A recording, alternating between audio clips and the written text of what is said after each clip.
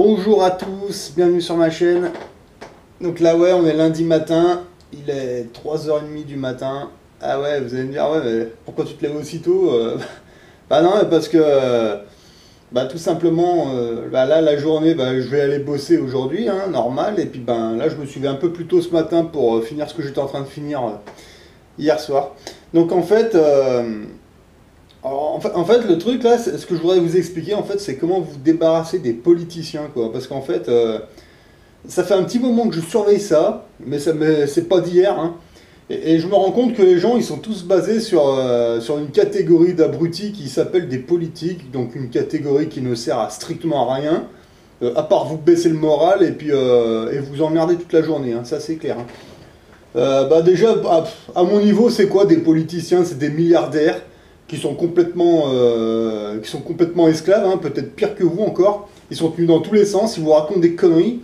Et, en fait, si vous les écoutez, c'est que de la merde, hein. Non, mais il faut le dire, hein, moi depuis que je suis gamin, j'entends tout le monde dire ah mais les politiques ils font ci, ils font ça, puis quand on écoute les politiciens, c'est clair, c'est magouille sur magouille, ça.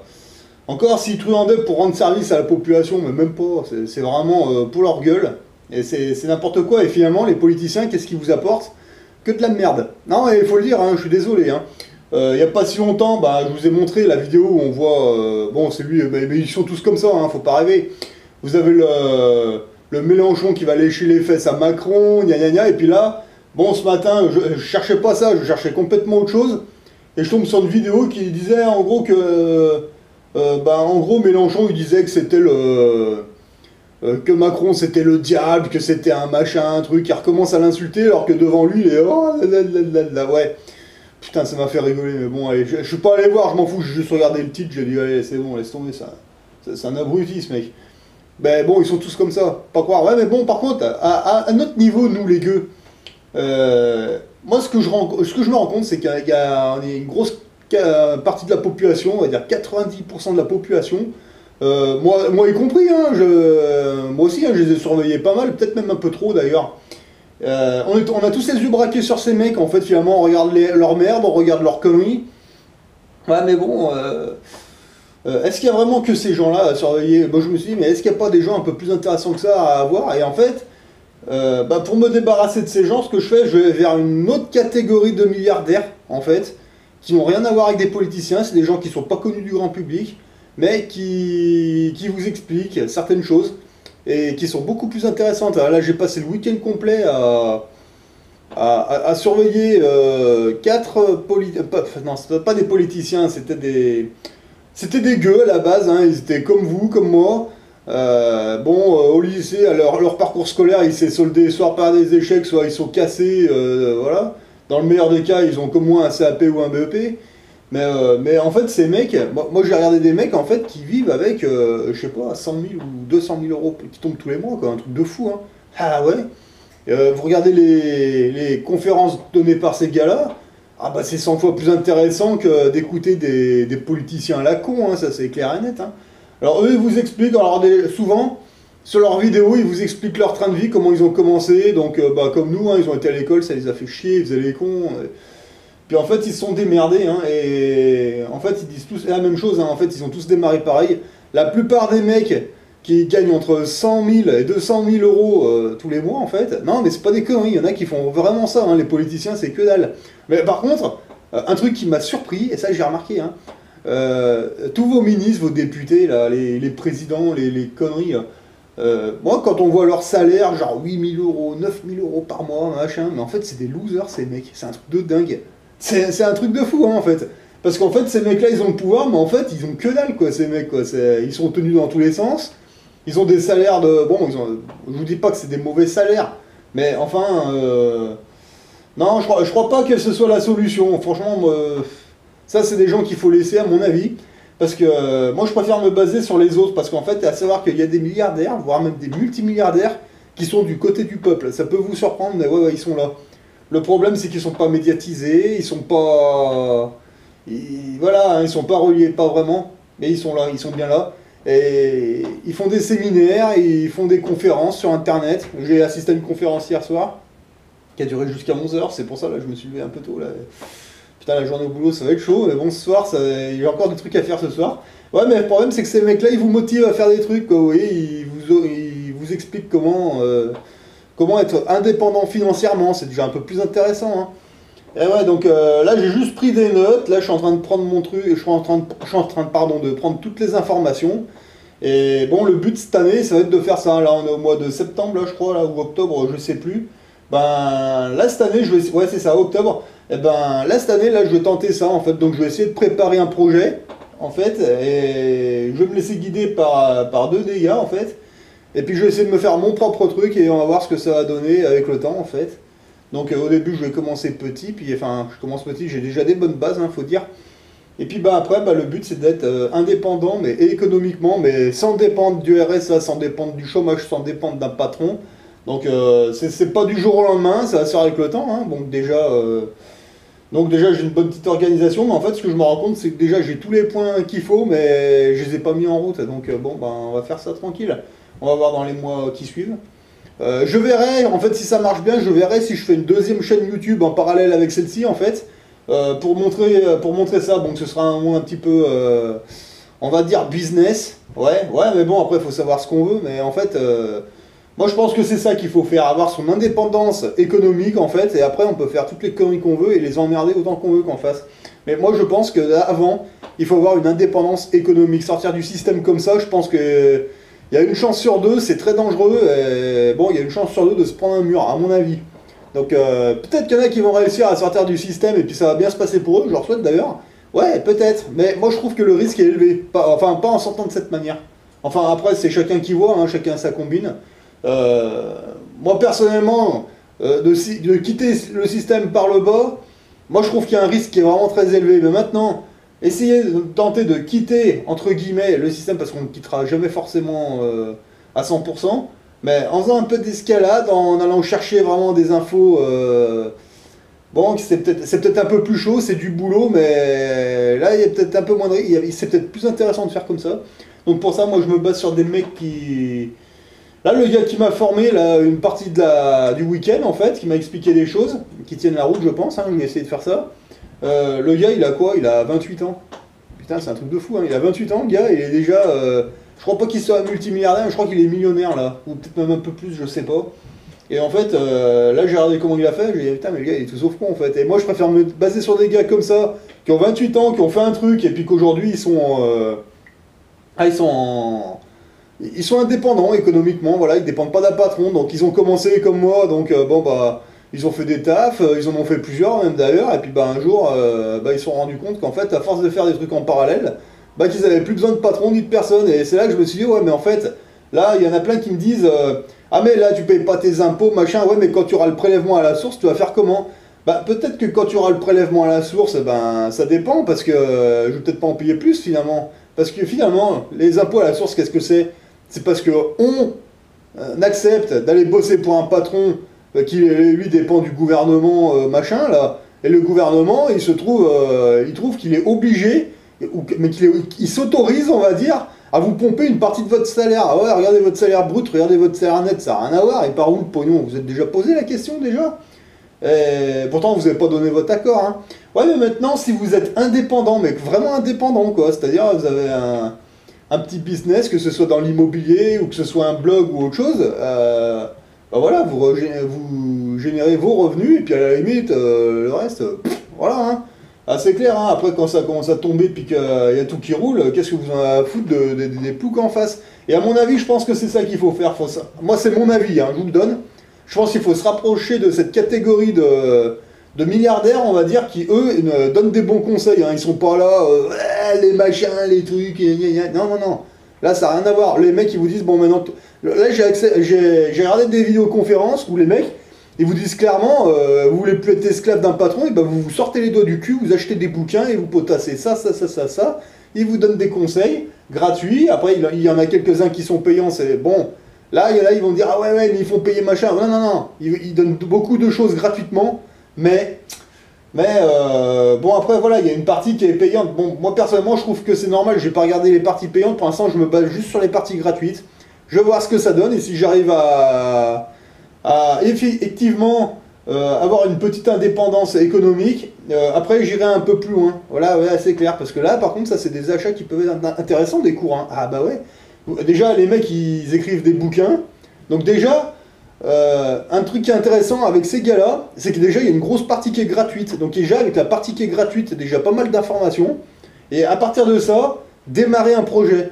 Une fois que le projet il a démarré, puis que ça se passe bien, et que bon, ça commence à rentrer, et que il n'y a pas de souci, bah après, forcément, on veut essayer de faire un petit peu mieux, et puis ben là, on va acheter leurs bouquins ou leur formation, parce qu'évidemment, si la partie gratuite, ben c'est du positif quand on a essayé, hein, qu'on se sort un peu les doigts du cul, bah après, forcément, on dit ouais, bah si ça a marché la partie gratuite, je vous dis pas la partie payante, ça doit être des trucs de fou, voilà. Moi, j'ai rien contre, franchement, d'investir un peu dans ce genre de formation. Pourquoi? Bah parce que tout simplement, vous investissez dans quoi? Alors vous allez payer des impôts, qu'est-ce que vous avez en retour? Vous payez des taxes à droite et à gauche, ouais, mais vous avez quoi en retour? Voilà, vous avez des gens qui vous insultent, qui vous méprisent, alors que là, les mecs, ils vous imposent absolument rien. Les mecs, ils vous proposent une formation gratuite, des explications gratuites, et à côté, ben, ils vous disent, bon, bah, il y a autre chose, c'est payant, mais t'es pas obligé, mais bon, voilà, tu peux y aller si tu veux. Ou alors, bah, tu te contentes de la formation gratuite, et puis c'est tout. Moi, je trouve que ce côté-là est beaucoup plus intéressant, finalement, parce que si on a une indépendance économique, bah, votre salaire brut, votre salaire net, ça n'existe pas, c'est le salaire, basta. Voilà, et en face, ils ont rien à vous demander. Hein. Bah oui, forcément. Hein. Là, je regardais un mec, là, hier, que lui, là, bon, il a commencé avec un appartement, puis deux, puis trois, puis quatre, après il a acheté carrément des immeubles complets, et puis bah après ça tombe tous les mois, mais des sommes de malades, bah oui, hein, quand vous avez un appartement, un immeuble complet déjà, où il y a les loyers qui tombent tous les mois, ça fait un petit salaire déjà, alors quand le mec il explique qu'il en a en France, en Égypte, en Italie, au Canada, bah ouais, vous imaginez ce que ça tombe sur ce mec-là? Ah bah oui, ça c'est sûr. Alors là, un mec comme ça, l'assurance maladie, l'assurance truc, bon, il y a des assurances qui gardent qui sont intéressantes, mais en gros, il en a rien à foutre. Hein. Demain, il a mal aux dents, il va chez le dentiste, il paye, il se casse. Hein. Bah ouais, c'est peut-être mieux d'essayer de sortir du système comme ça. Et en plus, ces mecs-là, ils aident les gens en leur expliquant comment faire, comment se sortir les doigts du cul et comment potasser pour sortir justement de toute cette merde. C'est intéressant, hein, déjà, je trouve. Mais bon, après, c'est sûr, quand vous avez l'indépendance économique, ouais, là, vous pouvez monter votre batte sur les valises, vous pouvez faire toutes les conneries que vous voulez. Et alors là, le gouvernement, à la limite, vous les regardez même plus, vous en avez rien à secouer. Et moi, je pense que c'est ça. Moi, c'est la route que je veux tenter de prendre. Voilà. Donc là, pour l'instant, c'est encore dans l'œuf. Hein, je suis encore dans les préparations. Donc, je verrai comment ça évolue. Je vous dis, hein, je ferai peut-être une deuxième chaîne en parallèle avec celle-ci, en fait, pour montrer comment ça évolue et les points positifs et les points négatifs. Donc, à savoir que là, en un week-end, j'en ai bouffé pas mal. Hein. J'ai pris plein de notes, il faut que je retape ça au propre pour que ce soit bien clair. Il y en avait aussi qui me disaient ah ouais, mais par contre, en dessous de 100 000 euros, t'auras jamais d'appartement. Ouais, bah après, moi j'ai envie de vous dire, ça dépend dans quelle région. Parce qu'en fait, c'est pas parce que vous êtes dans le Var ou en Bretagne ou ailleurs que vous êtes obligé d'acheter un appartement ou un immeuble de rapport.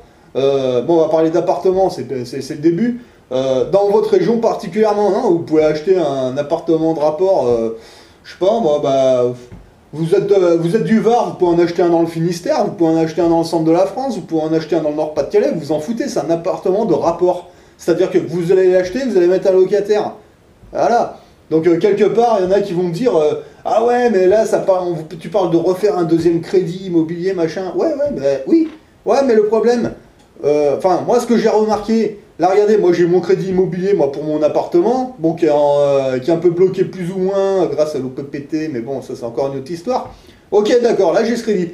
Là, je suis en train de vous dire que je vais peut-être aller acheter un deuxième appartement avec un deuxième crédit immobilier avec une deuxième banque. Oui, mais le crédit immobilier, le HIC, eh ben, c'est le crédit immobilier, c'est pas moi qui vais le rembourser. Bah non, non, ça va être un locataire.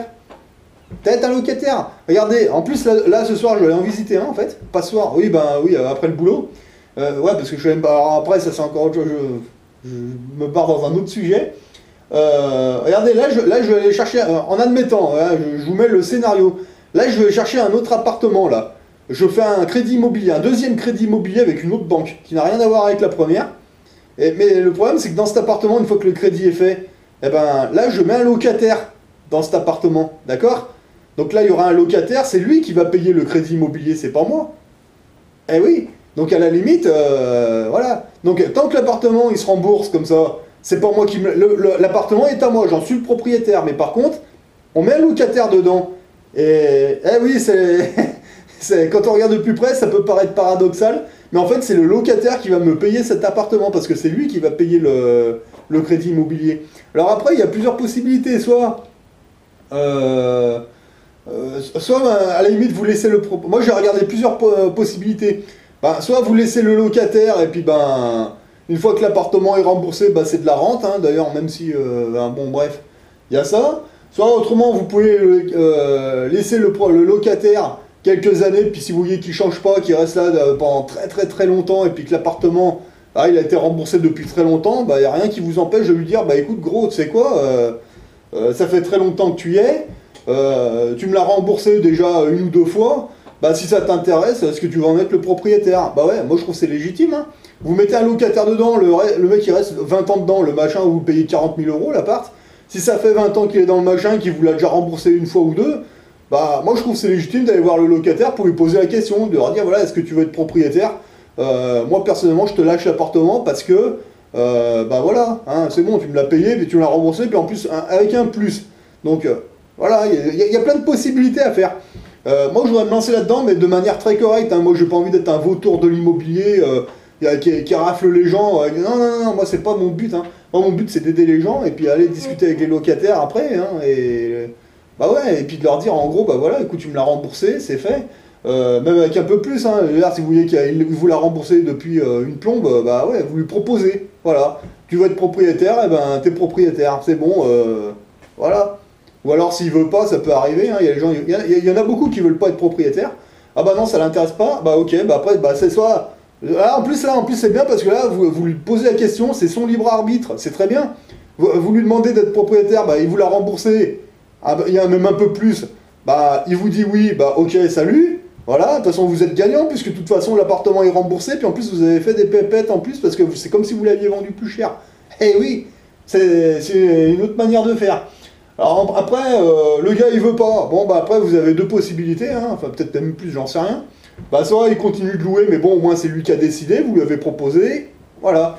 Donc là c'est rentable, et puis autrement, ben, si vraiment il veut pas, et puis bah après, il n'y a rien qui vous empêche bah, soit de le laisser donc en locataire, donc ça vous rapporte, soit vous le vendez, et puis à un autre proprio ou à quelqu'un d'autre, et puis voilà. Et il y a plein de possibilités dans l'immobilier. Après, il y a plein de choses à faire aussi avec Internet. Ah ouais, ouais. Mais moi, personnellement, là, j'essaie de me faire fermer auprès de gars qui viennent du même milieu que moi, qui savent ce que c'est d'aller à l'usine et au boulot tous les jours, et puis qui sont sortis de là-dedans, et puis que maintenant, ils sont bien, les gars, hein. Les gars, ils ont une baraque en Alaska, ils ont une au Canada, ils ont une en France, ils ont une en Espagne, ils ont une pas dans tous les pays du monde, mais pas loin. Plus tout le reste, ah ben, c'est un peu plus intéressant parce que les gars, quand on les voit, ils sont super sereins. Et ces gars-là, les politiciens, ils en ont rien à foutre, hein. Bah non. Bah oui, ils génèrent plus de revenus qu'eux, puis en plus, eux, ils sont libres. Voilà, ils font ce qu'ils veulent. Alors qu'un politicien, c'est pas si libre que ça, c'est dans la franc-maçonnerie, c'est tiraillé dans tous les sens, ça se lèche les fesses. Les multimilliardaires qui sont de l'autre bord, ils se lèchent pas les fesses, hein. Et ils se tirent pas dans les pattes non plus, voilà, ils se croisent, ils se serrent la main, mais sans plus, quoi, voilà. Ils se donnent des conseils, des tuyaux, et puis voilà. Mais moi, je trouve que c'est plus intéressant de se focaliser sur ces gens-là. Il y a beaucoup plus de choses à apprendre. Donc, à savoir que là, j'ai passé le week-end à écouter des gars comme ça, hein, j'en ai suivi 4. Et ben, en 2 jours, et ben, j'ai appris plus de choses qu'en regardant tous les autres guignols là, qui sont là-haut, hein, avec leurs tarlouses et leurs machins. Ah ouais, ouais, c'est carrément, ça n'a rien à voir, hein, les mecs. Et pourtant, là, les gars qui me forment, enfin, les vidéos avec lesquelles je me forme, c'est des gars qui n'ont aucun diplôme, hein, ils ont rien, hein, ils ont quitté l'école très tôt, et bah ouais, bah là, aujourd'hui, ben, ils font un peu ce qu'ils veulent, voilà, ils sont libres. Donc ça, c'est pas mal, hein, franchement. Et d'ailleurs, moi, je me demande si... Enfin, je garde ça pour moi, on verra plus tard. Voilà, donc pour l'instant, ben, ça commence, je prends les renseignements, puis ben... On verra ça, comment ça évolue. Voilà, donc là, après le boulot, là, je vais aller visiter je vais aller voir une agence qui vend un appartement qui est dans ma ville, un appartement qui a 42 000, 44 000 euros. Eh oui, quand on cherche, on trouve. Voilà. Et des appartements comme ça, j'en ai même vu même à Marseille, dans des grandes villes, hein, en fait, hein, il suffit d'aller chercher. Voilà. Et puis je vais aller visiter, je vais aller voir comment ça se passe, on va y aller tranquille, et puis quand je serai prêt, je me lance, et puis allez, on fera suivre un peu tout ça du début à la fin, ça peut être intéressant. Donc là, l'autre chaîne, j'ouvrirai pas forcément, parce qu'avant, je vais faire des vidéos au début comme ça, mais je les mettrai pas en ligne, je vais juste les préparer, et quand j'aurai des résultats, et là je ferai une deuxième chaîne, comme ça je pourrai montrer du départ comment ça s'est passé, et puis comme ça que tout le monde voit comment ça a évolué. Voilà, on va faire comme ça. Allez, bon bonne semaine, hein, et puis on verra plus tard pour la suite. Allez, ciao!